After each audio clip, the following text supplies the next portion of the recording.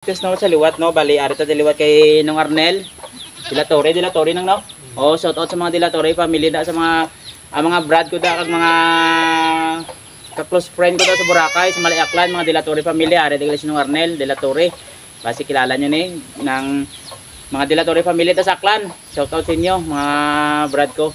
So mga kamarites no, bali may ara sa gali bata mga kamarites nga grade 6 no.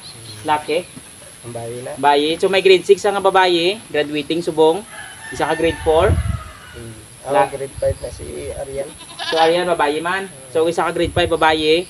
Ang grade 4 mo, may grade 4 ka? Okay. Grade 1 lang. Grade 1 lang. Grade 1 kag. Ano na? Tatlong eskila.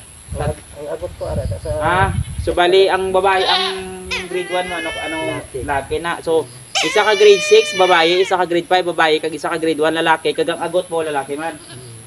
Uy, kay pilas bong. Ay, ara daw gibiling ko kay nagubram ko.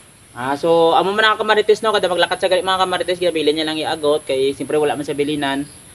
Sa masubo ta mga ano nang ginbayaan sa ila asawa. Sang iya asawa no, kag isang iloy ka mga kabataan. So amo lang ginanaway ta may mahimo sina kay choice na. So ang ato lang mahimo mga kamarites sa mga barangay official da kag sa mga follower ko da sa mga kasolid supporter ko, solid sponsor ko.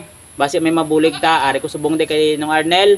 Diri sa isa ka purok namo sa barangay Magsaysay mga kamarites no. So tani nang mabuligan taning sitwasyon. Kag hindi ta magduwa-duwa mga kamarites. Just comment down sa dalom sa akon nga video nga ne kung anong kaya na ihatag, kung anong kaya na mabulig mga kamarites no. Willing gid na nato ni accept. Nakita nyo man ang sitwasyon subong nung Arnel, are. So amo na nga gipaningwaan tagid mga kamarites. Susugon man shout out sang nagistorya sa akon last night sa akon nagistorya sa akon nga kung pwede ko kuno kadtuan kag makita ang sitwasyon ni nung Arnel mga kamarites no. So are mga kamarites, videohon ko ang balibot sang balaya kag susulod sang balaya mga kamarites no.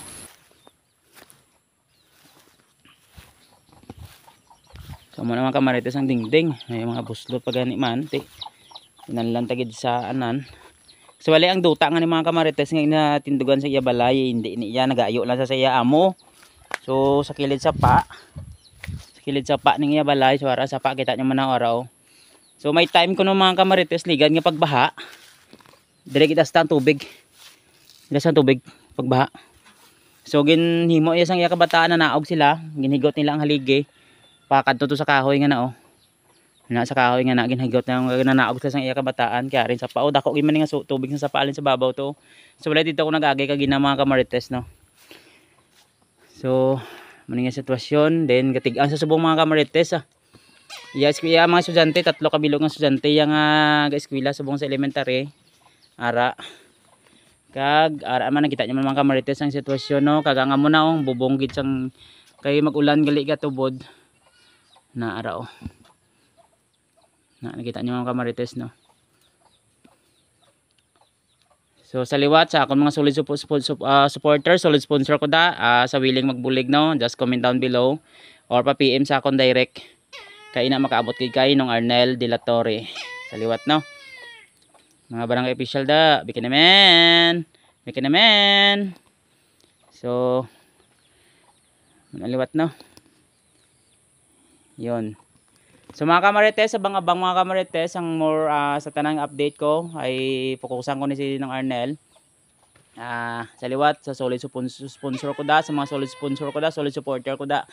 Madamo nga salamat, kag tani matandog ang inyo balatsagon abot sa sitwasyon subong ni ng Arnel no. Mga kamarites sa subong update, sa subong sitwasyon amo na nanay yung update mahatag ko.